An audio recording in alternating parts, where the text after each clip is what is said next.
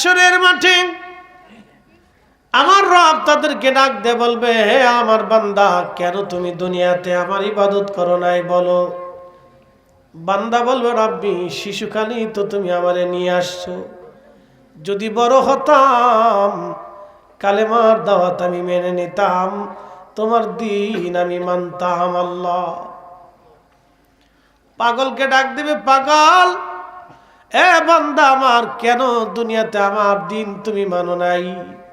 পাগল ডাক দে বলবে, রাব্বি, মস্তিষ্ক বিকৃতি করে রাখছিলা তুমি, যদি পাগল না হতাম ঠিকই আমি মসজিদে নামাজে যাইতাম। শিশু, পাগল আর জঙ্গলের অধিবাসীদেরকে আবার আল্লাহ পাক একত্রিত করে সবাইকে বলবেন, আমি কি তোমাদের রব? তারা বলবে, হ্যাঁ, আপনি আমাদের রব। আমি হুকুম দিলাম তোমরা এখনই জাহান্নামের দিকে চলে যাও, তোমাদেরকে জাহান্নাম দিলাম, তোমরা চলে যাও। ঠিক ওই সময় এক দল দৌড় দিবে জাহান্নামের দিকে, দ্রুত গতিতে একদল দৌড়াইতে থাকবে, আর একদল তারা আল্লাহর সামনে দাঁড়ায় থাকবে। যারা দাঁড়ায় থাকবে তাদেরকে আল্লাহ জিজ্ঞেস করবে, হে আমার বান্দারা, কেন তোমরা দাঁড়ায় রইছো? আমি তো চলে যেতে বলেছি জাহান্নামে। ওরা বলবে, ইয়া রাব্বি, জাহান্নাম বড় কঠিন জায়গা আল্লাহ, এর গর্জন তর্জনে কলিজা শুকায় গেছে, ভয় হয়। খোদা গো, জাহান্নাম বড় কঠিন জায়গা, ভয়ে আমরা দাঁড়াই রইছি, কি করে জাহান্নামে যাব? যারা জাহান্নামের দিকে যাচ্ছে আল্লাহ ডাক দিবে, এ বান্দা দাঁড়া, তোমরা দৌড়ে জাহান্নামের দিকে যাচ্ছ, কারণ কি? বান্দারা ডাক দিয়ে বলবে, রাব্বি, তুমি তো আমাদের রব, হুকুম দিয়েছো জাহান্নামে যাওয়ার জন্য, এই জন্য আমরা জাহান্নামের দিকে দৌড়াচ্ছি। আল্লাহ ডাক দিয়ে বলবে, তোমরা আসো, জাহান্নামে যেতে হবে না, হাসরের ময়দানে তোমাদের পরীক্ষা জামার হয়ে গেছে। আমাকে দেখার পরে, আমার হাসর দেখার পরেও আমার হুকুম তোমরা মেনে নিয়েছ, জাহান্নামের দিকে দৌড়াচ্ছ। আমি জানি তোমরা দুনিয়াতে আমার হুকুম মেনে নিতা, নামাজের হুকুম মানতা, হালালের হুকুম মানতা, রোজার হুকুম মানতা। বান্দারা রে, যা যা, তোদেরকে আজ জান্নাত দিয়ে দিলাম, আর তোরা দাঁড়াই রইছ, তোমরা দুনিয়াতে আমার হুকুম মানতা না, আমার দেখার পরেও তোমরা দাঁড়াই রইছ, না দেখাও তোমরা আমাকে মানতা না, তোমরা জাহান্নামে চলে যাও। আর যারা জাহান্নামের দিকে দৌড়ায় যাচ্ছ তারা জান্নাতে চলে যাও। আল্লাহ হাসরের ময়দানে এইভাবে পরীক্ষা করবে এদেরকে। হাজিরিন, কোন পৃথিবীর কোন সৃষ্টির সাথে আল্লাহর প্রেম হয় নাই, আল্লাহর প্রেম হয়েছে মানুষের সাথে, জিনদের সাথে আল্লাহর প্রেম হয় নাই। যদি জিনদের সাথে প্রেম হতো তাহলে জিনদের মধ্যে হুজুর গাউসে পাক পাওয়া যাইতো। কথা বুঝেন নাই মনে হয়, বুঝে যায় না। জিনদের ভিতরে হুজুর গাউসে পাক পাওয়া যাইতো, জিনদের ভিতরে খাজা বাবা আজমিরি পাওয়া যাইতো, জিনদের ভিতরে শাহজালাল ইয়ামানি পাওয়া যাইতো, জিনদের ভিতরে মুজাদ্দিদ আল ফসানি সরহিন্দি পাওয়া যাইতো, জিনদের ভিতরে আশিক রসুল ফতেহ আলী রসুল নামাকে পাওয়া যাইতো, জিনদের ভিতরে খাজা বাহাউদ্দিন নকশবন্দ বুখারী পাওয়া যাইতো, জিনদের ভিতরে ইমাম আজম পাওয়া যাইতো, জিনদের ভিতরে ইমাম আহমদ পাওয়া যাইতো, জিনদের ভিতরে হযরত ইমাম মালিক আশিক রসুল পাওয়া যাইতো, জিনদের ভিতরে ইমাম আবু ইদ্রিস শাফিঈ পাওয়া যাইতো, জিনদের ভিতরে ওলি পাওয়া যায় নাই, তার মানে জিনদের সাথে আল্লাহর প্রেম হয় নাই। কথা কোন ঠিক কিনা? আল্লাহর প্রেম হয়েছে মানুষের সাথে, আমাদের সাথে। আবার আমাদের শাস্তি বড় কঠিন। আল্লাহ বানাইলেন কত জাতি,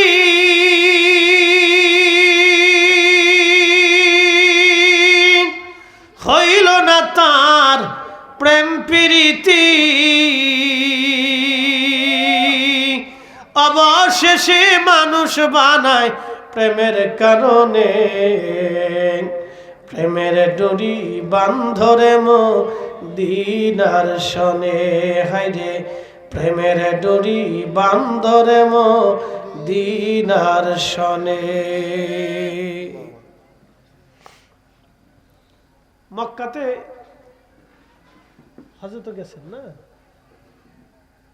কবুতর দেখছেন না মক্কায় অনেক, একসাথে বলেন না মারহাবা।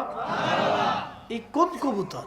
ইমাম ইবনে কাসির আল বেদার মধ্যে লেখছেন, প্রিয় নবীজি হিজরতে গাঁরে সৌরের ভিতরে যখন গেলেন,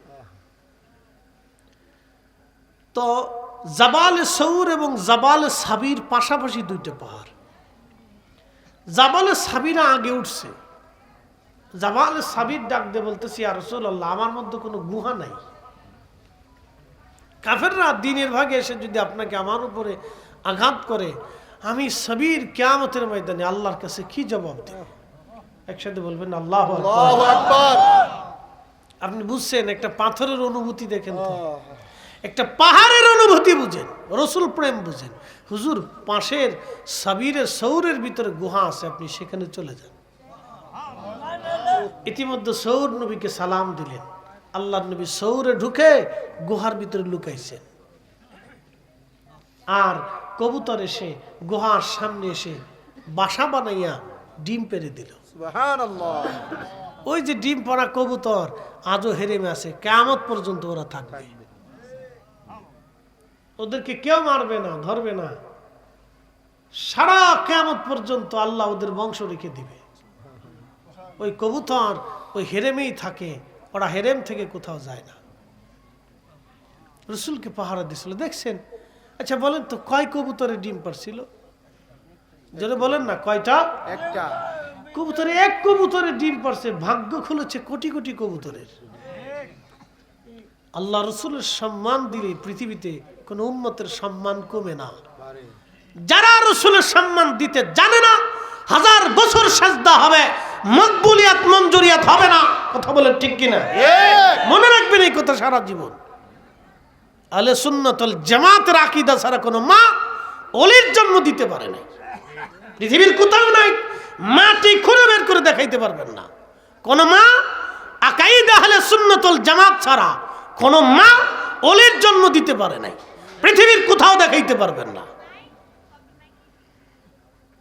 কোথাও না।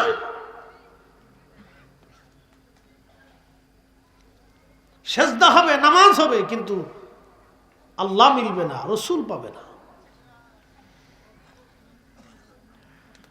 প্রিয় উপস্থিতি, কবুতর ডিম পেড়ে দিল, সেই কবুতরের বংশধর আজও হেরেমের ভিতরে,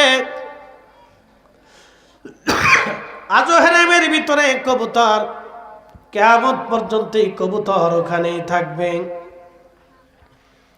শুধু রসুলকে মহব্বত করার কারণে একদল কবুতরের ভাগ্য খুলে গেল, একদল কবুতরের ভাগ্য খুলে গেল রসুলকে মহব্বত করার কারণে।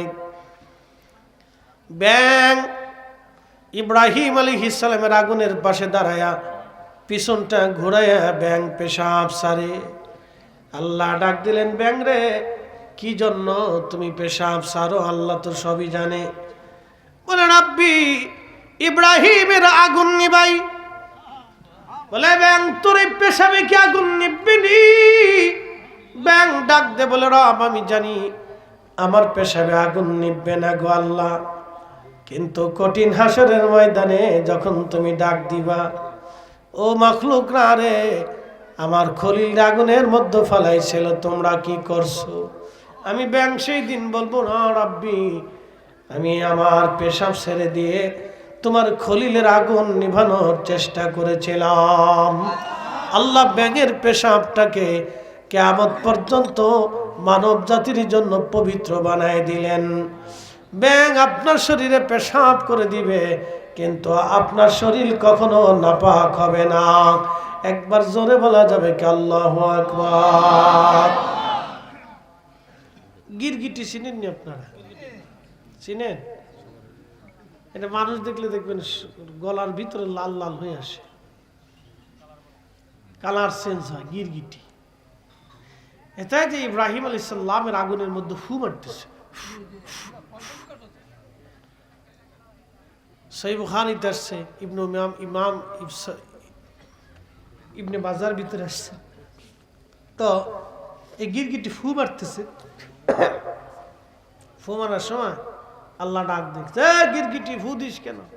আল্লাহ আগুন জ্বালাচ্ছি ইব্রাহিমের, বেশি করে যাতে জ্বলে। আচ্ছা বলেন, ব্যাং কি ইব্রাহিমের পক্ষে না বিরুদ্ধে? গিরগিটি? আচ্ছা ভালো করে বুঝবেন। তা আল্লাহ বলেন, গিরগিটি তোর ফুকে আগুন জ্বলবে? জানি জ্বলতো না, কিন্তু তারপরে ফু দিচ্ছি যাতে জ্বলে। গিরগিটির কপাল নষ্ট হলো। আল্লাহ রাসূল বলেন, আমার উম্মত যতদিন হায়াত থাকবে ওরে ফাইলে বাটাম চালান দিবা। একসাথে বলবেন আল্লাহু আকবার। ওরে ফাইলে কি চালান হবে? বাটাম চালান, বুঝছেন? এমনি লাঠি চালান হবে, যেখানে ফামার সেখানে লাঠি চালান হবে।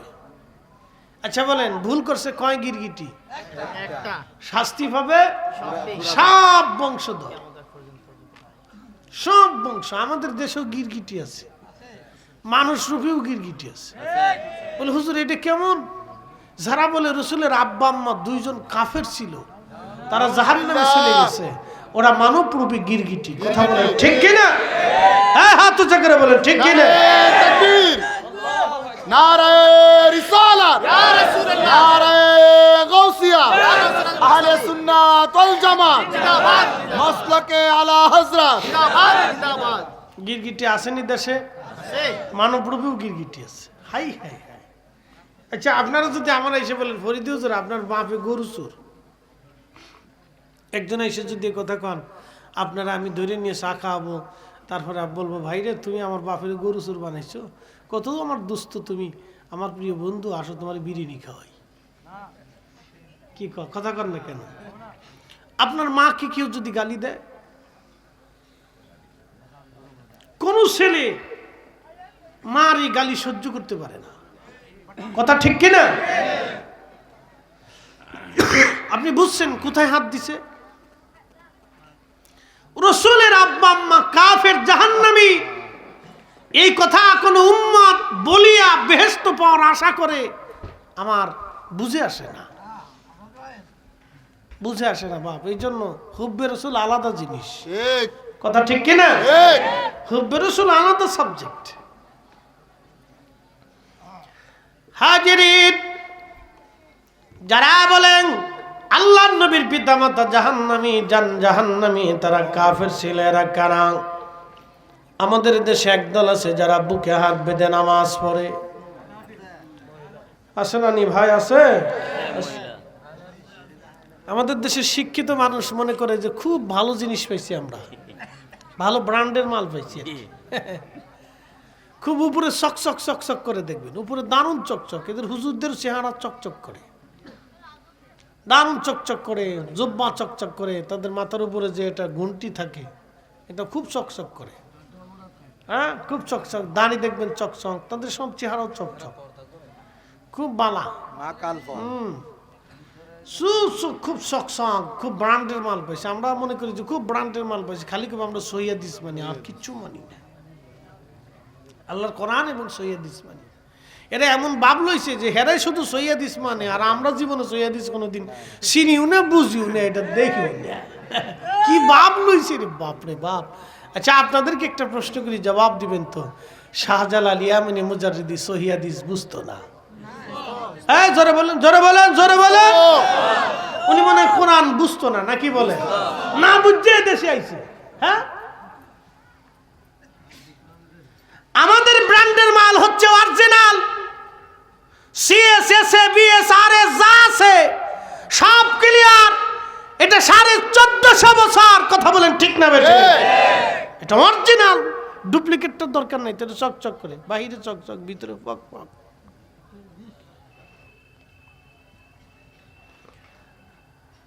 দুর্গারামপুরবাসী, বাঞ্চারামপুরবাসী মনোযোগ দিবেন। বিশ্ববিখ্যাত আমাদের এই পৃথিবীতে 5 জন 6 জন ব্যক্তি আল্লাহর কোরআন এবং রসুলের সুন্নাহ মোতাবেক রাষ্ট্র পরিচালনা করেছেন, এরপরে আর কেউ পারে নাই। একজন আবু বকর, ওমর, উসমান, আলী, ইমাম হাসান রিদওয়ানুল্লাহি তাআলা আলাইহিম আজমাইন, এবং এরপরে আরেকজন এসেছিলেন, তার নাম ওমর ইবনে আব্দুল আজিজ, যাকে দ্বিতীয় ওমর বলা হয়।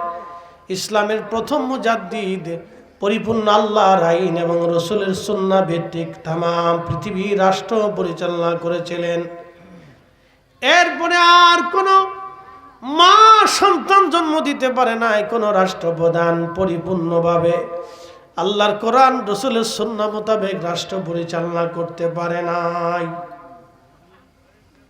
এরপরে আর কেউ পারে নাই। বলে হুজুর এটা কি করে সম্ভব? আমি আপনাদেরকে বুঝাই। যদি বলেন বর্তমান সৌদি আরব ইসলামিক রাষ্ট্র আছে না, আমি বলবো হ্যাঁ আছে। এখন আপনাদেরকে প্রশ্ন করি, আমার দিকে তাকান, প্রশ্ন করি, জবাব দিবেন তো। সৌদি আরব কি বিশ্ব ব্যাংকের আওতার ভিতরে না আওতার বাইরে? জোরে বলেন না, না একসাথে বলেন। তাদের ব্যবসা বাণিজ্য লেনদেন বিনিয়োগ আমদানি রপ্তানি তেল বিক্রি এই সব অস্ত্র শস্ত্র কেনা বেচা এটা সেটা সারা পৃথিবীর অর্থনীতির পরিসংখ্যান তারা কি বিশ্ব ব্যাংকের আওতার ভিতরে না বাইরে? তাহলে বিশ্ব ব্যাংক কি সুদ মুক্ত না সুদ যুক্ত? তাহলে সুদ যুক্ত যদি হয়ে থাকে তাহলে সৌদি আরবে এটা মুক্ত না। আপনি ঠিক বললেও ঠিক, না ঠিক বললেও ঠিক, এটাই ঠিক। যদি বলেন এটা ছাড়া আমরা দেশ চালাবো, তাহলে বেগুন আপনাকে 1000 টাকা কেজি খাইতে হবে, পারবেন না, দুর্ভিক্ষ হবে বাংলাদেশে। বলে কারণ কি? ইন্ডিয়া বর্ডার ক্লোজ করে দিবে, চীন আমদানি রপ্তানি বন্ধ করবে, রাশিয়া তেল দিবে না, সৌদি আরব থেকে তেল মিল কিছু আসবে না, আমেরিকা থেকে পোশাক আশাক কিছু নেবে না, আমদানি রপ্তানি টোটাল বন্ধ।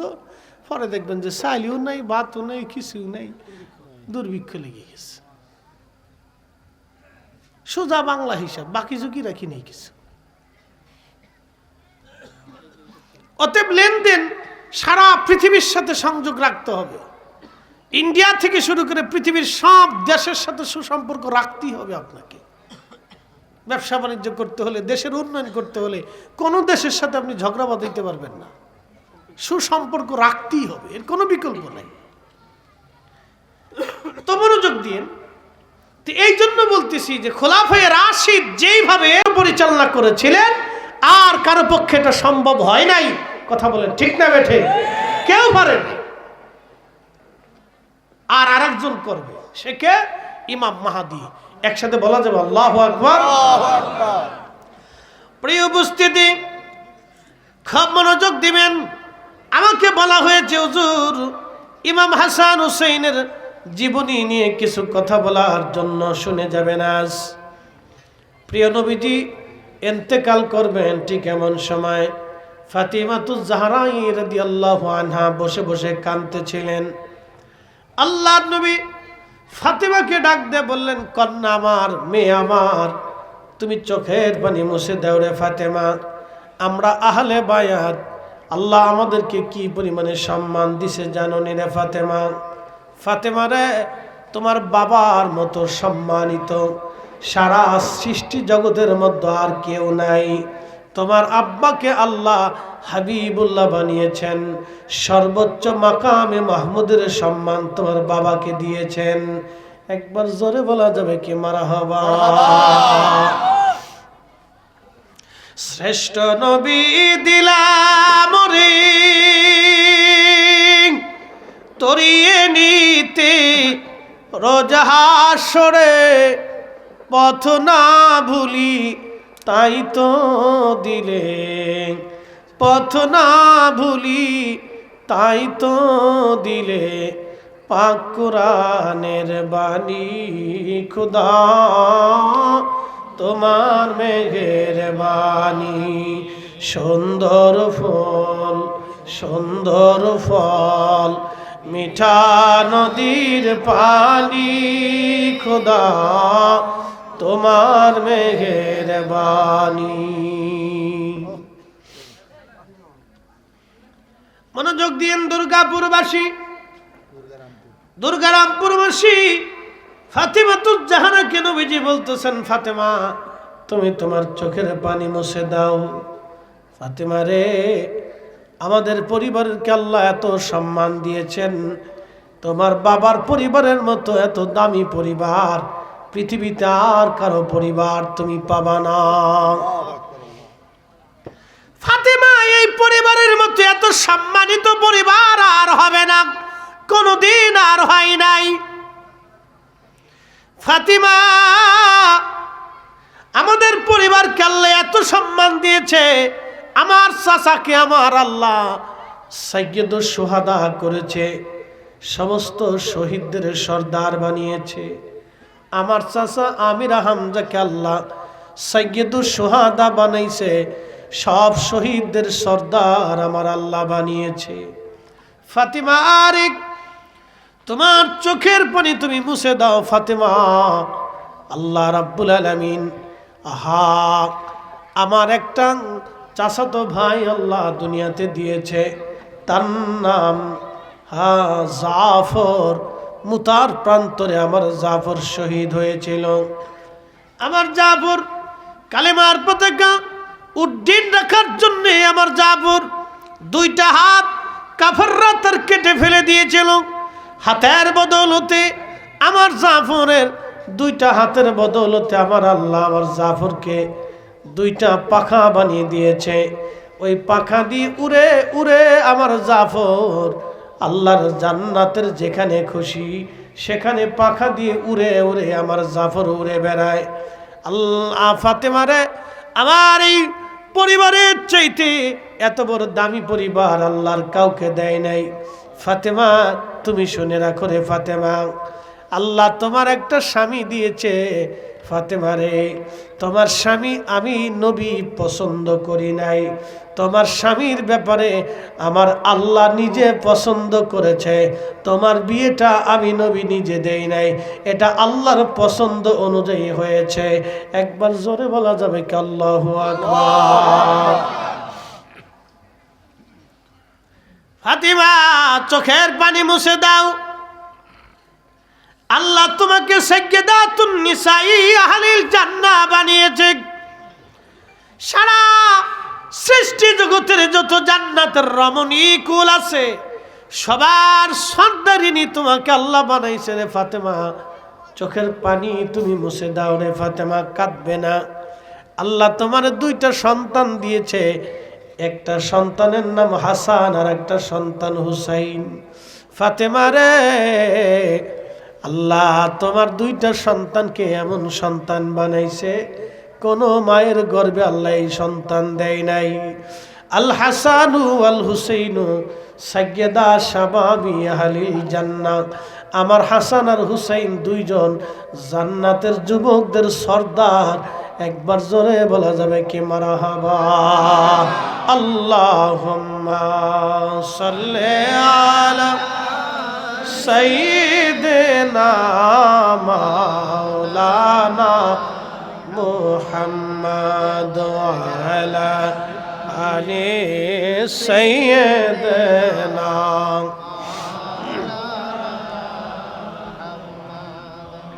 কষ্ট হচ্ছে না আপনাদের? নবীজি বললেন, ফাতেমা চোখের পানি মুছে ফেলে দাও। তোমাকে আর একটা সুসংবাদ দিচ্ছি ফাতেমা রে, তোমার হাসান হুসাইনের নসলে, হাসান হুসাইনের নসলে রক্তে আল্লাহ কিয়ামতের আগে একটা সন্তান আবার দুনিয়াতে পাঠাবে। তার নাম হবে মুহাম্মদ, বাবার নাম হবে আব্দুল্লাহ, তার পরিচয় হবে ইমাম মাহাদি নামে। ও ফাতেমা, শুনে নাও, তুমি আজ আমি খোদার জমিনে যেইভাবে কালেমা প্রতিষ্ঠিত করেছি, যেইভাবে রাষ্ট্র পরিচালনা করেছি, আমার মাহাদি একই নিয়ম অনুযায়ী খোদার জমিনে খোদার দিন প্রতিষ্ঠিত করবে এবং ওইভাবেই রাষ্ট্র পরিচালনা করবে। একসাথে বলা যাবে কি আল্লাহু আকবার। বুঝতে কি কোনো অসুবিধা? খুব মনোযোগ দিয়ে আল্লাহর হাবিব ডাক দিয়ে বলতেছে, ফাতিমা চোখের পানি মুছে ফেলা, তোমার হাসান আর হুসাইনের নসলে রক্ত দ্বারা অনুযায়ী মাহাদি দুনিয়াতে আসবে। শুনে জানাস, ইমাম মাহাদি আরবের মরুভূমির ভিতরে 40 বছর ধরে ছাগল, উট, দুম্বা, ভেড়া চড়াবেন। দুনিয়ার মানুষ তারে চিনতে পারবে না। সে যে ইমাম মাহাদি, দুনিয়ার মানুষ তাকে চিনবে না। 40 বছর ধরে তিনি ভেড়া, উট, দুম্বা, ছাগল চড়াবে। দুনিয়ার কোনো মক্তবে, কোনো মাদ্রাসায়, কোনো ইউনিভার্সিটি, কোনো কলেজ, কোনো বিদ্যালয়ে একটা অক্ষর ইমাম মাহাদি কারো কাছ থেকে শিখবে না। আল্লাহ নবী বললেন, 40 বছর যেই দিন পূর্ণতা পাবেন, সূর্য ডুবে যাবে, রাত্রিবেলা ইমাম মাহাদির কলিজার ভিতরে, কালবের মধ্যে আমার আল্লাহ পৃথিবীর সব বিদ্যা ইমাম মাহাদির কালবের ভিতরে আল্লাহ দিয়ে দিবে। উলুমুল হাদিস, উলুমুল ফিকহ, উলুমুত তাফসীর, আল্লাহ যুদ্ধবিদ্যা, দার্শনিকতা, রাষ্ট্র পরিচালনা, সমস্ত বিদ্যা আল্লাহ ইমাম মাহাদির কালবের ভিতরে আল্লাহ দিয়ে দিবে। একটা কথা এখান থেকে বুঝে যাবেন, এক রাতে সব বিদ্যা আল্লাহ তাকে দিবে। যদি মাহাদিকে এক রাতে সব বিদ্যা আল্লাহ দিয়ে দেন, তাহলে আপনারা বলেন তো আমার রসুলের বিদ্যা কেমন বিদ্যা ছিল, আমার নবীর এলেম কেমন এলেম ছিল। আজকে ওরা কারা যারা আমার রসুলের এলেম নিয়ে প্রশ্ন তুলে 1000 বছর ইবাদত হবে, জান্নাত হবে না? কথা বলেন ঠিক কিনা?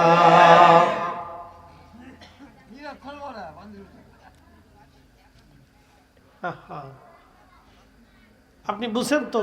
এখন প্রশ্ন করে আমার দিকে তাকান, ডান বাম হবে না, বসেন, ডান বাম হবে না, বলেন মাহাদি দিয়া নবী না নবী দিয়া মাহাদি? আমরা নবী দিয়া না নবী আমাদেরকে দিয়া? জোরে বলেন। নবী দিয়ে আমরা, আমাদেরকে দিয়া রসুল না। বলেন মদিনা দিয়া নবী না নবী দিয়া মদিনা? আচ্ছা, কাবা দিয়ে নবী না নবী দিয়ে কাবা? তো বুঝে গেছে। এই কোরআন শরীফ আমরা কার মাধ্যমে পাইছি? মনোযোগ দিন, এখান থেকে অনেক কিছু শিখার আছে। অ্যাটেনশন, মনোযোগ দিন। এখানে কোরআন শরীফে অনেক আয়াত, 6666 আয়াত, 114টি সূরা। এই যে আল্লাহ পাক এই সূরাগুলির ভিতরে অনেক কথা বলছে, তার ভিতরে মনোযোগ দিন। এখানে আল্লাহ রাব্বুল আলামিন বলছেন, উলাইকা আলা হুদাম মির রাব্বিহিম ওয়া উলাইকা হুমুল মুফলিহুন।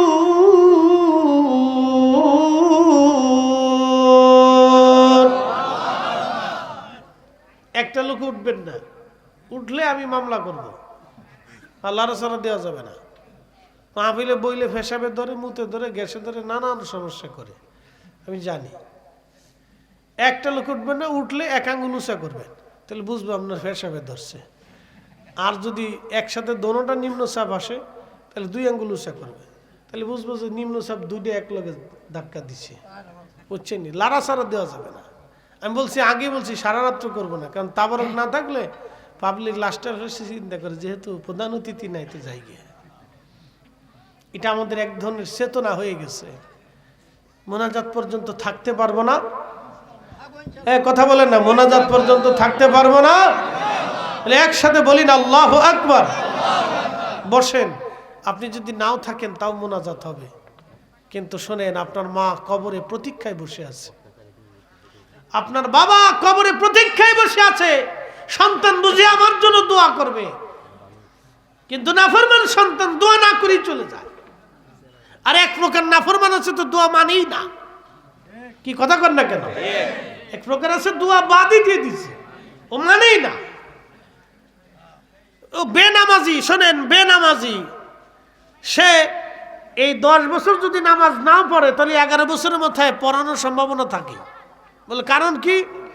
ও বেনামাজি, পড়ে না, বিভিন্ন আলসেমির কারণে, শয়তানের কারণে, এটার কারণে, সেটার কারণে পড়ে না, বুঝে সুঝে ধরে পড়লে পড়ানো যায়। কিন্তু যে নামাজ মানেই না, তারে আপনি জোর করেও পড়াইতে পারবেন না। কি কথা ঠিক কিনা? যে দোয়া আলসেমির কারণে করে না তারে টুকটাক কম বেশি একটু করানো যাবে, আর যে দোয়া মানে না ও মরার আগ দিন পর্যন্ত দোয়া করে না। কি কথা কোন ঠিক কিনা? এই জন্য যে মানে না তার সাথে আমাদের যুদ্ধ, যে মানে না তার সাথে যুদ্ধ।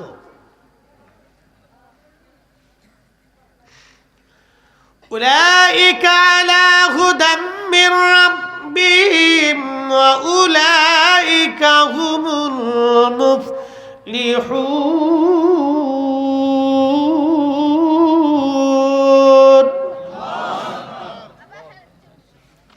এই যে কালামগুলি, কথাগুলি আমরা বলি নাই, আল্লাহর নিজের জবানের কালাম। আলিফ লাম মিম, আলিফ লাম রা, ইয়াসিন, তাহা, নুন, কাফ হা ইয়া আইন সাদ। এইরকম যতগুলি হারফে মুকাত্তা আছে, বিচ্ছিন্ন হরফগুলি সব আল্লাহ তার রাসূল কারীমের কলবের মধ্যে নিক্ষেপ করলেন।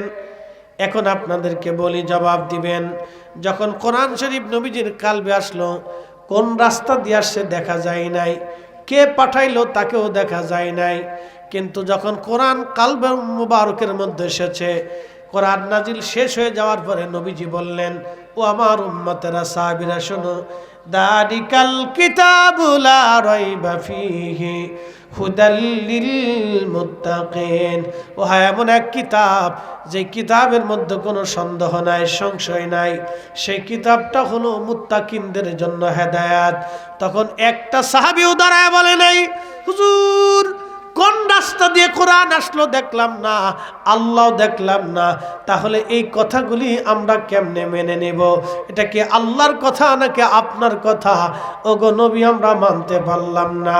কোন সাহাবী কথা বলে নাই বিনা বাক্যে, বিনা শর্তে। রসুল বলেছে এটা কোরআন, সাহাবীরা মেনে নিয়েছে এটা কোরআন। কথা বলেন ঠিক কিনা? তাহলে বলেন, সাহাবীরা কি আগে কোরআন চিনেছে না রসুল চিনেছে? জোরে বলেন, আগে আল্লাহ চিনেছে না রসুল চিনেছে? রসুল চিনেছে।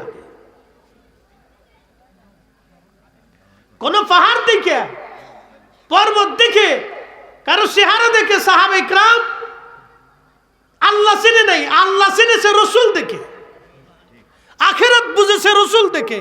এই কোরআনে আল্লাহ ওয়াজ করছেন না? কষ্ট হইতেছে আপনাদের? বুঝে যান, 2 মিনিটই বুঝে যান। الذين يؤمنون بالغيب ويقيمون الصلاة ومما رزقناهم ينفقون। আল্লাহর কোরআনে আল্লাহ বলতেছেন, হুজুর তারা সফল কাম হবে, তারা কামিয়াব হবে কারা? সর্বপ্রথম ইউমিনুনা বিল গায়ব, গায়েবের উপরে যারা ঈমান আনবে, যেটা পঞ্চ ইন্দ্রিয় দ্বারা দেখা যায় না, ধরা যায় না, ছোঁয়া যায় না। যেমন আগামীকাল কি হবে আমরা জানি না, কবরে কি হবে আমরা দেখি না, হাসরে কি হবে আমরা দেখি নাই, আল্লাহ আছে আমরা দেখি নাই, ফেরেশতা আছে দেখি নাই, কেরামান কাতিবিন আছে দেখি নাই, ফেরেশতা মুনকার নেকির কবরে আসবে দেখি নাই, আজরাইল আসছে দেখা যায় না, জিব্রাইল আসছে দেখা যায় না, কোরআন কোন রাস্তা দিয়ে আসলো দেখা গেল না। তখন আল্লাহর নবীর সাহাবীরা একটা বাক্য বলে নাই, তারা বিনা বাক্যে আল্লাহর এই কথাগুলি রসুলের জবান দিয়া বিশ্বাস করে নিছে। তার মানে আগে তারা নবী মানছে। কথা কন না কেন? আগে কারে মানছে? রসুল মানছে। জোরে বলেন, কাকে মানছে? রসুল মানছে। নবী দেখে আল্লাহ চিনে ফেলছে, আখিরাত বিশ্বাস করছে, যে কবরে সওয়াল জবাব হবে, রসুল বলছে এটাই ঠিক, নবী বলছে এটাই ঠিক। তার মানে আল্লাহ রসুলের প্রতি তাদের 100% পিওর বিশ্বাস ছিল। কি কথা কন না? রসুল মানছে তারা। আপনাকে আরো বুঝাইতেছি, والذين يؤمنون بما أنزل إليك وما أنزل من قبلك।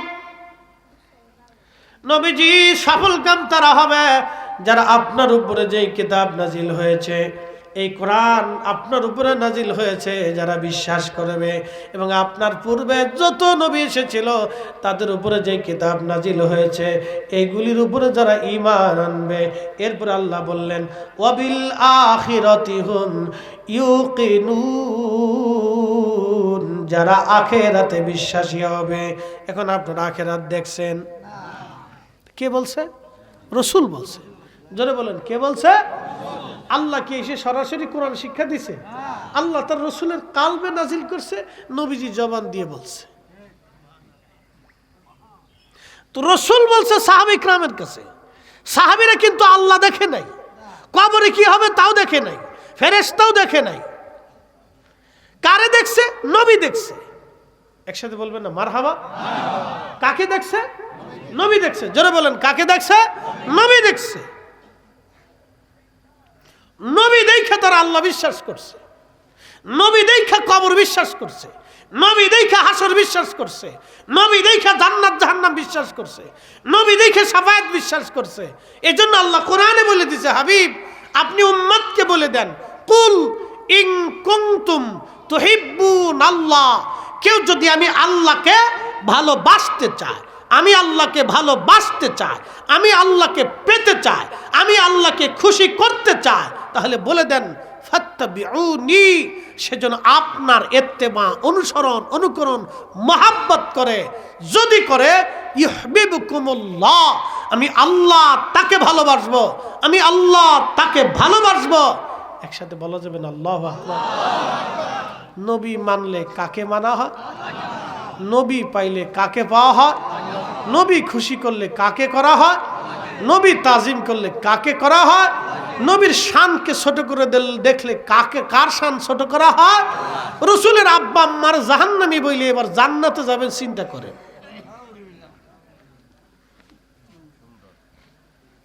এর উপরে দলিল আমি আর দিতে পারবো না। ওয়াজ করলে কি লাভ, শুনলে কি লাভ? ওয়াজ করলে কি লাভ, শুনলে কি লাভ? লাভ হবে তার আমলে, আমলেও লাভ হবে না নবী প্রেম না থাকলে দিলে, ঠিক কিনা? নবী প্রেম থাকলে দিলে লাভ হবে কম আমলে। সুপারিশ করবেন নবী রোজ হাসরের ময়দানে। জ্ঞানী যারা বুঝে তারা শুধু ইশারায়, নাদানের বুঝাইতে পারে আছে কে কোথায়। জ্ঞানীর মতো জ্ঞানী হলে অল্প কথায় বুঝে, কসুর মতো কসু হলে অল্প জালে সিজে। কথা কোন ঠিক কিনা? বিশ্ববিখ্যাত বাদশা ওমর ইবনে আব্দুল আজিজের জমানাতে এক লোক গভর্নর, খলিফা তাকে ডাকলেন, তুমি আসো। খলিফার সামনে বসার পরে বললেন, গভর্নর, মুসলমানদের গুরুত্বপূর্ণ পদে একজন কাফেরকে তুমি কি করে দায়িত্ব দিতে পারো? অর্থাৎ তখন তো মুসলিমদের খেলাফত, ধরেন গোয়েন্দা ডিভিশনের প্রধান, একজন কাফেরকে যদি করা হয় তাহলে রাষ্ট্রের গুরুত্বপূর্ণ গোপন তথ্যগুলি কাফেরদের কাছে চলে যাবে। তখন রোমানদের সাথে যুদ্ধ চলতেছিল, পার্সিয়ানদের সাথে যুদ্ধ চলতেছিল। ওমর ইবনে আব্দুল আজিজ বললেন, তুমি কি করে একজন কাফেরকে দায়িত্ব দাও? তখন গভর্নর বলল, হ্যাঁ খলিফাতুল মুসলিমিন, আল্লাহ আপনাকে মাফ করে দিন, আপনি কি জানেন না রাসূলের আব্বা আম্মা কাফের ছিল? শোনেন, আমার দিকে তাকান, ভালো করে শুনেন। তখন ওমর ইবনে আব্দুল আজিজ রাদিয়াল্লাহু আনহু, যাকে মুসলমানদের দ্বিতীয় ওমর বলা হয়, ইসলামের প্রথম মুজাদ্দিদ, ইসলামের প্রথম মুজাদ্দিদ, কোনো মা ওমর ইবনে আব্দুল আজিজ আর জন্ম দিতে পারবে না। তখন তিনি বলতেছিলেন, ঠিক এইভাবে, লিসানাক, তোর জিভ কেটে ফেলতাম, তোর জিভ কেটে ফেলতাম, তোর হাত কেটে ফেলতাম, তোর পা কেটে ফেলতাম। তুই রাসূলের আব্বা আম্মাকে কাফের বলতেছিস। তার অনুভূতি দেখছেন, ঈমান দেখছেন? তোর জিভ কেটে ফেলতাম, তোর হাত কেটে ফেলতাম, তোর পা কেটে ফেলতাম, তুই রাসূলের আব্বা আম্মাকে কাফের বলতেছিস, দোহানা ফরমান। মুসলমানদের গুরুত্বপূর্ণ গভর্নরি পদে তোকে রাখাই যাবে না। একসাথে বলবেন আল্লাহু আকবার। না না, হয় না, আরেকটু জোরে বলেন। হ্যাঁ, আরো জোরে, আরো জোরে, জোরে জোরে হাত উঁচা করে বলেন। আমরা মুসলমান, রসুলের আশিক, নবীর উম্মত, জীবন চলে গেলেও এই বদ আকীদা আমাদের দেহের ভিতরে প্রবেশ করতে পারবে না। কথা বলেন ঠিক না?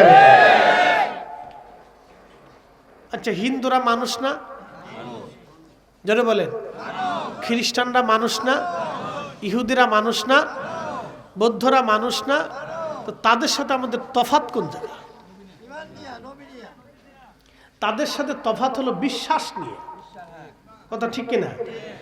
হিন্দু যারা আছে সনাতন ধর্মের, তাদের বিশ্বাস হলো এই মাছের দেবতা আছে, গাছের দেবতা আছে, আধারের দেবতা আছে, আলোর দেবতা আছে, তারপরে খাবারের দেবতা আছে, বিদ্যার দেবতা আছে। এই জন্য তারা সরস্বতীর পূজা করে, গণেশের পূজা করে, তারপরে কালীর পূজা করে, মা দুর্গার পূজা করে, এরপরে শিবের পূজা করে, আরও বিভিন্ন প্রতিমা, বিভিন্ন ভগবানের নামে তারা বানিয়ে পূজা করতেছে। এটা তাদের ধর্মের বিশ্বাস। কিন্তু এই বিশ্বাস কি আমাদের আছে? তারা মানুষ, তারা ব্যবসা করে, তারা খায়, তাদের বাচ্চা কাচ্চা হয়, তারা মানুষ, লেখাপড়া করে, একই স্কুলে, একই বিদ্যালয়ে, একই বাজারে আমরা একসাথে ব্যবসা করতেছি। কথা বলেন ঠিক কিনা? একই খাবার তারা খায়, আমরা যেই খাই হেরাও সেই খায়, আমরা যে বেগুন ভর্তা এও বেগুন ভর্তা, আমরা যে আলু ভর্তা সে আলু ভর্তা। তো তার সাথে আমার ডিফারেন্স হচ্ছে বিশ্বাসগত।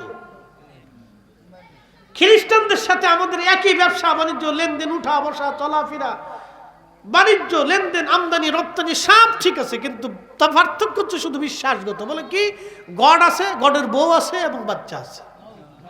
তাদের বিশ্বাস আল্লাহ ঠিক আছে, কিন্তু আল্লাহর বউ আছে, আল্লাহর হুলাবান্য আছে। আমরা মুসলমানদের বিশ্বাস আল্লাহর কোন স্ত্রী পুত্র পরিজন কিচ্ছু নাই, আল্লাহ এক। জোরে বলেন আল্লাহ কয়জন? একসাথে বলেন কয়জন?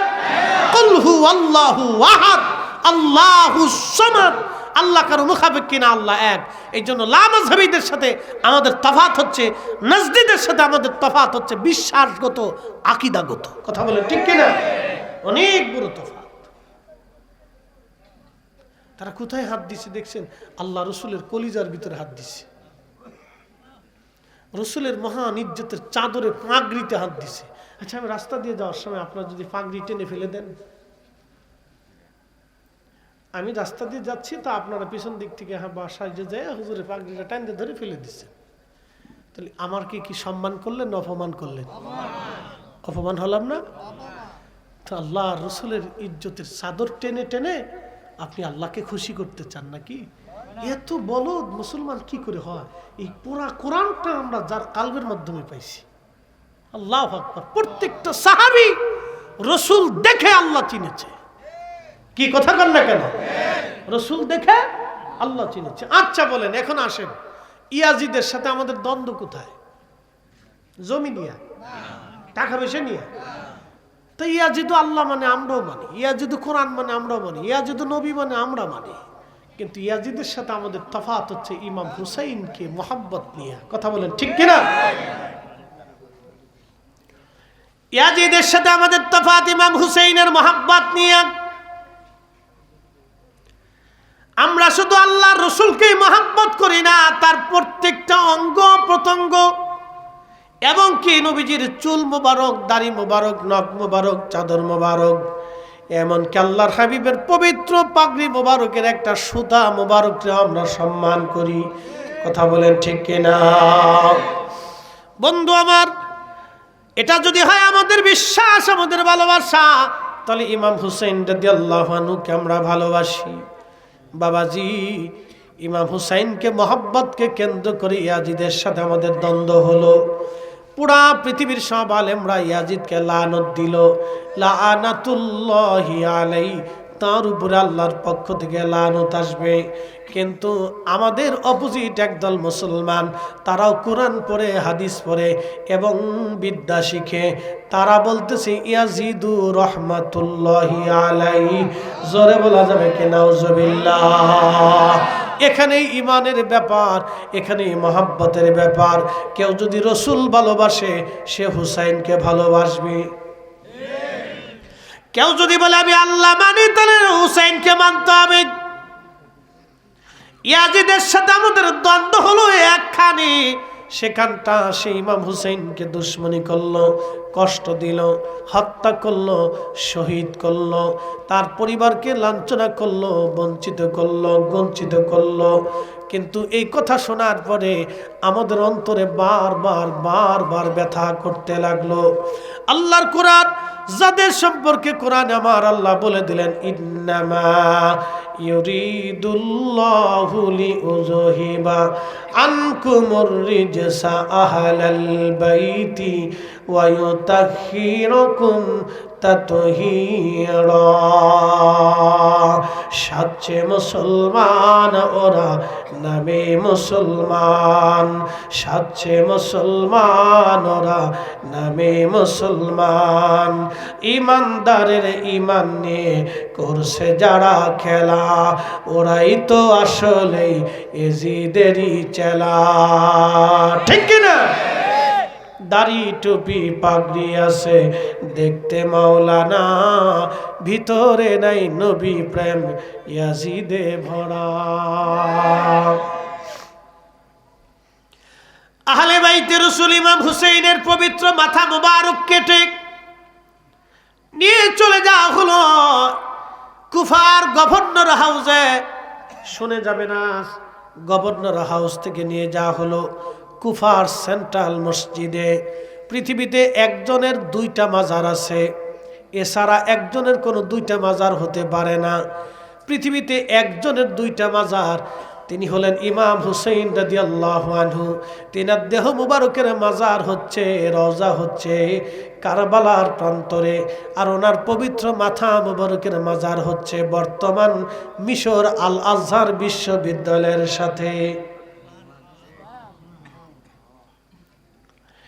একজনের দুইটা মাজার, মাথা মুবারক কেটে নিয়ে যাওয়া হলো কুফার গভর্নর সেন্ট্রাল মসজিদের ভিতরে। উবাইদুল্লাহ ইবনে জিয়াদ ওই মসজিদের ইমাম ছিলেন, খতিব ছিলেন, এবং তিনি কুফার গভর্নর ছিলেন। উবাইদুল্লাহ ইবনে জিয়াদ তিনি মসজিদের মধ্যে গেলেন, মিম্বরে বসলেন। আহলে বাইতে রাসূলের পবিত্র মাথা মুবারক সে তার মিম্বরের নিচে, তার মাথা মুবারক তার পায়ের সামনে রেখে দিয়েছে। সেই দিন হাজার হাজার মুসলমান, কুফার হাজার হাজার মুসলমান সেই দিন ইমাম হুসাইন রাদিয়াল্লাহু আনহুর সামনে, উবাইদুল্লাহ ইবনে জিয়াদের সামনে, পবিত্র মাথা মুবারকের সামনে বসে আছে। তখন উবাইদুল্লাহ একটা ভাষণ দিয়ে বলেন, হে মুসলমানেরা, আমিরুল মুমিনিন ইয়াজিদের বিজয় আল্লাহ দিয়েছে, আর মিথ্যাবাদী হুসাইনের পরাজয় আল্লাহ দিয়েছে। একবার জোরে বলা যাবে কি নাউজুবিল্লাহ? ঠিক তখনই মসজিদের ভিতরে হাজার হাজার মুসলমান ছিল না, সবাই মুখ বুজে বসেছিল। কিন্তু মসজিদের কোনায় একজন আশিক রাসূল তিনি দাঁড়িয়ে গেলেন। তার নাম আব্দুল্লাহ ইবনে আফিফ, তার নাম ইবনে আফিফ। তিনি অন্ধ ছিলেন। মসজিদের কোনায় দাঁড়িয়ে ডাক দিয়ে বললেন, হে মারজানার ছেলে, হে মারজানার ছেলে, হে মারজানার ছেলে, আজ তুই কাকে কাকে মিথ্যাবাদী বলিস? তিনি আমার রসুলের আওলাদ, আহলে বাইতে রসুল, আহলে বাইতে রসুল, তিনি আমার নবীর আওলাদ। আর তুই আমিরুল মুমিনিন কাকে বলেছিস? আমার রসুলের দুশ্মনকে আমিরুল মুমিনিন বানাইয়া আমার নবীর আওলাদ কাজ মিথ্যাবাদী বলেছিস। এ মারজানার ছেলে, আল্লাহর কসম করে বলি, আমি ইবনে আফিফের চোখ যদি ভালো থাকতো, আমি যদি অন্ধ না হতাম, আজকে মসজিদের মধ্যে তোকে কতল করতাম, হত্যা করতাম, প্রতিশোধ আমি নিতাম। একবার জোরে বলা যাবে কি আল্লাহু আকবার?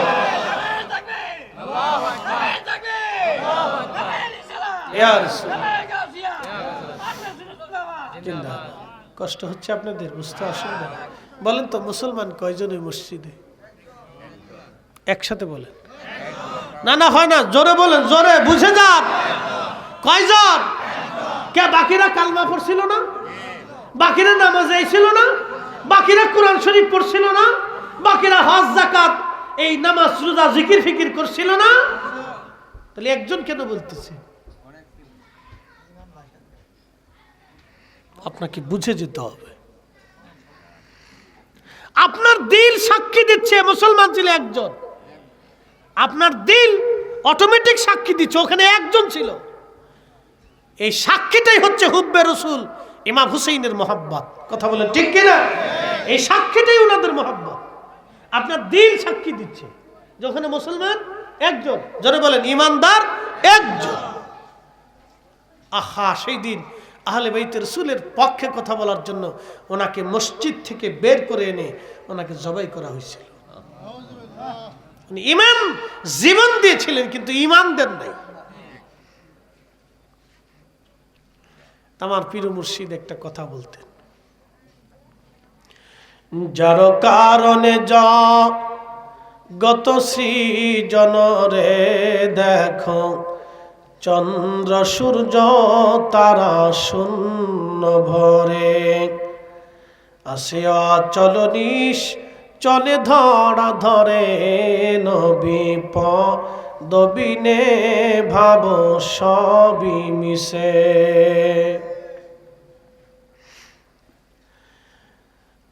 আহা, সৃষ্টি আসমান জমিন পৃথিবী সব চলমান, যার কারণে তামাম পৃথিবী সৃষ্টি হলো। শোনো, তার কদম ব্যতীত সব মিথ্যা হবে, জীবন মিথ্যা হবে, জিন্দিগি মিথ্যা হবে, জীবন জিন্দিগি মিথ্যা হবে। আজ অথবা কাল আমরা সবাই আল্লাহর দরবারে চলে যাব। ওয়া ইন্না ইলাইহি রাজিউন, আমরা সবাই ফিরে চলে যাব আল্লাহর কাছে। ইবনে আফিফ আল্লাহর কাছে চলে গেল, কিন্তু তিনি হুব্বে রসুল নিয়ে কবরে চলে গেল, হুব্বে রসুল নিয়ে কবরে চলে গেল। হযরত ইমাম হুসাইনের পবিত্র মস্তক কুফার সেন্ট্রাল হাউসে নিয়ে যাওয়া হলো। উবাইদুল্লাহ ইবনে জিয়াদ একটা লাঠি দিয়ে মাথার মধ্যে বাড়ি মারতেছিল, মুখের মধ্যে টুকা মারতেছিল, চোখের মধ্যে আঘাত করতেছিল, আর বলতেছিল, হুসাইন বুঝতে পারলি ইয়াজিদের সঙ্গে যুদ্ধ করার ফলাফল কি হয়? হুসাইন বুঝতেই তো পারলা। এখন ওই মজলিসের ভিতরে হাজার হাজার মুসলমান সবাই সরকারি সুবিধা নেওয়ার জন্য আসছে, কিন্তু নবীর একজন সাহাবী ছিলেন, তার নাম যায়েদ ইবনে আরকাম রাদিয়াল্লাহু আনহু। তিনি যুবককালে আল্লাহর নবীর দরবারে দীর্ঘদিন কাটিয়েছিলেন। যখন ইমাম হাসান হুসেইন দেখতে ছোট, খেলাধুলা করতেন, কোলে পিঠে করে নবী নিয়ে ঘুরে বেড়াইতেন, তখন যায়েদ ইবনে আরকাম যুবক ছিলেন। ইমাম হুসেইন যখন বয়স হয়ে গেল, তারা যখন শহীদ হলেন, তখন যায়েদ ইবনে আরকাম বৃদ্ধ হয়ে গেছেন। লাঠির উপরে ভর দিয়ে, বৃদ্ধতার কারণে লাঠির উপরে ভর দিয়ে ধীরে ধীরে এক নজর ইমাম হুসাইনকে দেখার জন্য আসছে। উনি ছোটকালে দেখেছিলেন রসুল কোলে নিয়ে পিঠে নিয়ে মদিনার অলিগুলি দিয়ে আল্লাহর নবী হুসাইনকে নিয়ে ঘুরে বেড়াইতেন। যায়েদ ইবনে আরকাম লাঠির উপরে ভর দিয়ে আসছে। আসার পরে দেখে উবাইদুল্লাহ ইবনে জিয়াদ অপমান করতেছে। তখন যায়েদ ইবনে আরকাম চোখের পানি ছেড়ে দিয়ে গর্জন ছেড়ে বলেন, হে উবাইদুল্লাহ ইবনে জিয়াদ, তোমার লাঠি তুমি সরাও, আমি রাসূলের সাহাবী, আমি যায়েদ ইবনে আরকাম বলতেছি, আমি নবীর সাহাবী যায়েদ ইবনে আরকাম বলতেছি। হে উবাইদুল্লাহ, তোমার লাঠি সরাও, তুমি কোথায় লাঠির আঘাত করো জানো না? আমি রাসূলের সাহাবী যায়েদ ইবনে আরকাম বলতেছি। আমি বহুবার দেখেছি ওই মুখের মধ্যে আমার রাসূল চুমা লাগাইতো, আমি বহুবার দেখেছি ওই মাথা কোলের মধ্যে নিয়ে নবী ঘুরে বেড়াইতো, আমি বহুবার দেখেছি ওই কপালে রাসূল চুমা লাগাইতো। আমি যায়েদ ইবনে আরকাম দেখেছি যারা কান্না করলে রাসূল সহ্য করতে পারত না। উবাইদুল্লাহ, তোমার লাঠি সরাও, হত্যা করেছো, দেহ থেকে মাথা আলাদা করেছো, আবার এই মজলিসে অপমান করতেছো, তারপরেও কি তোমার অন্তরের স্বাদ মিটে নাই? তখন উবাইদুল্লাহ ডাক দিছে, নবীর বৃদ্ধ সাহাবী, মজলিস থেকে তাড়াতাড়ি বের হয়ে যা, না হলে তোকেও হত্যা করে ফেলবো। যায়েদ ইবনে আরকাম ডাক দিয়ে বলতেছে, এ মারজানার ছেলে, আমি রাসূলের সাহাবী, একবার শহীদ কেন, হাজার বারও যদি জীবন যায়, হাজার বারও যদি আল্লাহ জীবন দেয়, হাজার বারও যদি আমি শহীদ হয়ে যাই, হাজার বার যদি আল্লাহ আমাকে জীবন দেয়, আবার আমি শহীদ হব, তারপরেও আমি শাহাদাতকে বরণ করে নেব। একবার জোরে বলা যাবে কি আল্লাহু আকবার, আল্লাহু আকবার। ইয়া রাসূলুল্লাহ, ইয়া রাসূল, হে রাসূল তোমায় ভালোবাসি, অন্তরে শুধু মুখে নয়, জান্নাতের আশায় নয় হে রাসূল, জাহান্নাম কেউ ডরি না। তোমায় পাওয়ার আশায় মন ছুটে যাই মদিনায়, তোমায় পাওয়ার আশায় মন ছুটে যাই মদিনায়, এ আশিক দিদার দাও না, আর দূরে থাকিও না, এ আশিক দিদার দাও না, আর দূরে থাকিও না। হে রাসূল তোমায় ভালোবাসি, অন্তরে শুধু মুখে নয়, জান্নাতের আশায় নয় হে রাসূল, জাহান্নাম কেউ ডরি না। আল্লাহুম্মা সাল্লি আলা মাওলানা মুহাম্মদ ওয়া আলা আলি সাইয়্যিদিনা।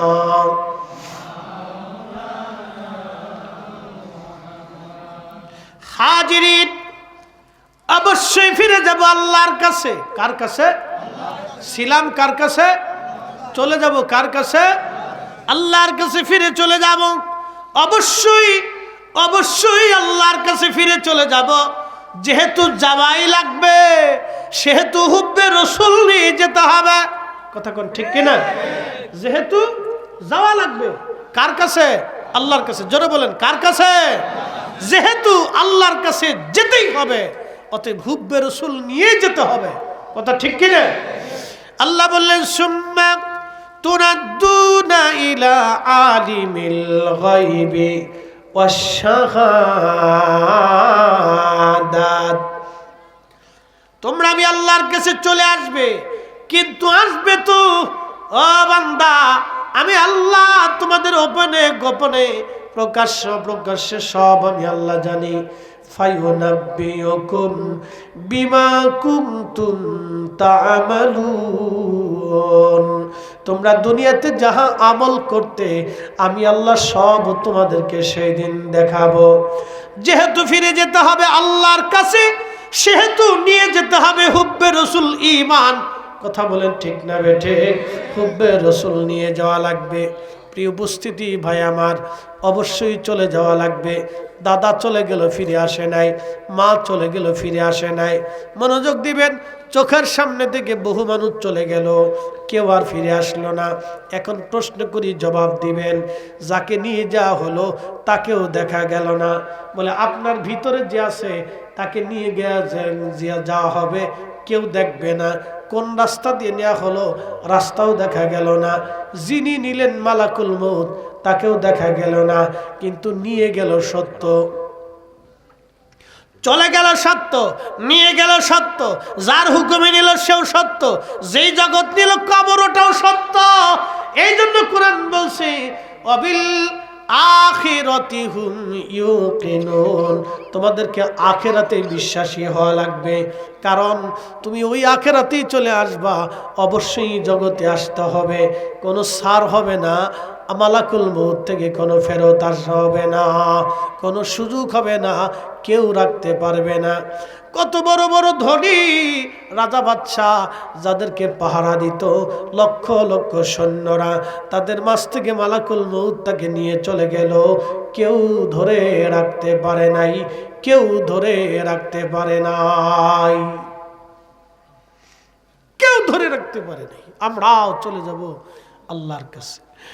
একদিন মাটির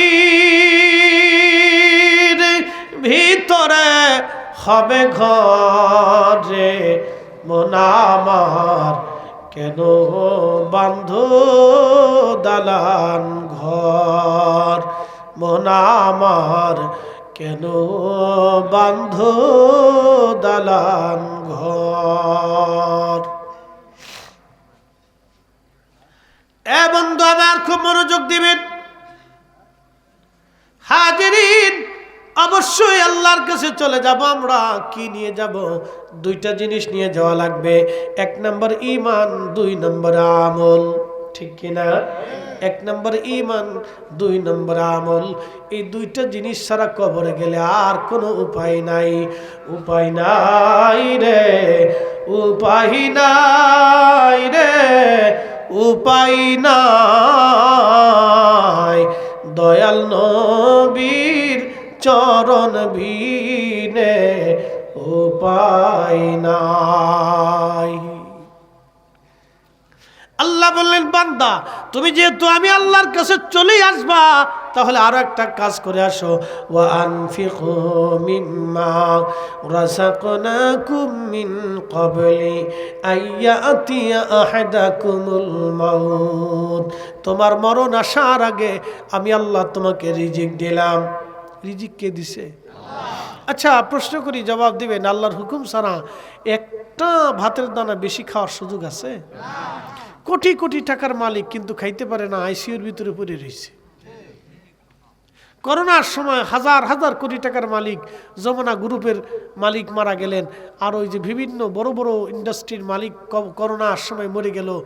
এই ইউরোপে বহু বড় বড় কোটি কোটি হাজার কোটি টাকার মালিক ইউরোপে আমেরিকাতে মরে গেল। আচ্ছা বলেন আপনারা, এই যে তারা হসপিটালের ভিতরে আইসিইউর মধ্যে পড়েছিল, আল্লাহর বিধানের বাহিরে একটা দানাও কি খাইতে পারছে? পারে নাই। টাকা আছে কিন্তু খেতে পারে নাই। যদি এটা বুঝে থাকেন, সেজন্য আল্লাহ বলেন, আনফিকু মিম্মা রাযাকনাকুম মিন ক্বাবলি আইয়াতিয়া আহাদাকুমুল মাউত। তোমার মৃত্যু আসার আগে তুমি তোমার রিজিক থেকে আল্লাহর পথে ব্যয় করে যাও, খরচা করে যাও। কারণ তোমার মৃত্যু আসবেই, মৃত্যু আসবেই। যেহেতু আসবেই, তো মরার আগেই দিয়ে যাও। আর যদি না দাও, তাও কি শাস্তি হবে? আল্লাহ বলতেছেন, কিয়ামতের ময়দানে কিছু মানুষ তার গোশত চামড়াগুলি কামড়িয়ে কামড়িয়ে টেনে টেনে ছিঁড়ে ফেলবে,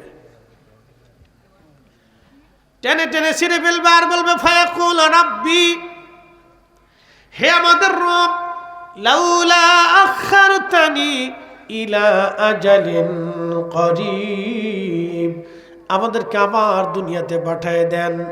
আমাদের হাসর আর সহ্য হইতেছে না আল্লাহ, এই শাস্তি আর সহ্য হইতেছে না আল্লাহ। দুনিয়াতে 1 ইঞ্চি জায়গাও যদি আপনি কারো অন্যায়ভাবে নিয়ে যান, কিয়ামতের ময়দানে আপনার গলার মধ্যে ওই ইঞ্চি মাটি সহ যত হাত মাটি আপনি নেবেন, একবারে সপ্ততবক পর্যন্ত নিচে পর্যন্ত নিয়ে সমদীয় মাটিগুলি আপনার গলার মধ্যে ঝুলাই দেওয়া হবে। আর আপনি হাসরের ময়দান ভরে ভরে এই মাটি নিয়ে ঘুরতে থাকবেন। একসাথে বলবেন আল্লাহ, জোরে বলেন আল্লাহ। বিশ্বাস হয় আপনাদের? এই কথাগুলি বিশ্বাস হয়? কে বলেছে? আল্লাহ রাসূল বলেছে। জীবনে কোনদিন একটা মিথ্যাও তিনি বলেন নাই। তিনি বলে গেছেন, দুনিয়াতে যারা মানুষের হক নষ্ট করে, সম্পদ নষ্ট করে, তাদের যে কি করুণ পরিণতি হবে আমি জানি না, খুব ভয়াবহ হবে। গোশতগুলি কামড়ে টেনে ছিঁড়ে ফেলবে, আর বলে, ইয়া রাব্বি, আমাদেরকে আবার দুনিয়াতে পাঠান, ফাআসাদদাকা, বেশি বেশি করে দান করব, ওয়া আকুম মিনাস সালিহিন, আর নেককারদের অন্তর্ভুক্ত হয়ে যাব। আল্লাহ সেই দিন ডাক দিয়ে বলবে, আর সুযোগ নাই। জিন্দেগি তোর যাইরে ফাঁকি দিয়া রে সোনার আদর, জিন্দেগি তোর ফাঁকি দিয়া। ও আদম রে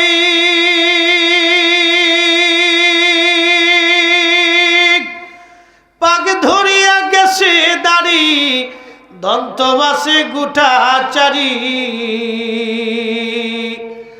সমন জারি গিয়াছে করিয়ারে সোনার আদম জিন্দেগি তোর যায় ফাঁকি দিয়া।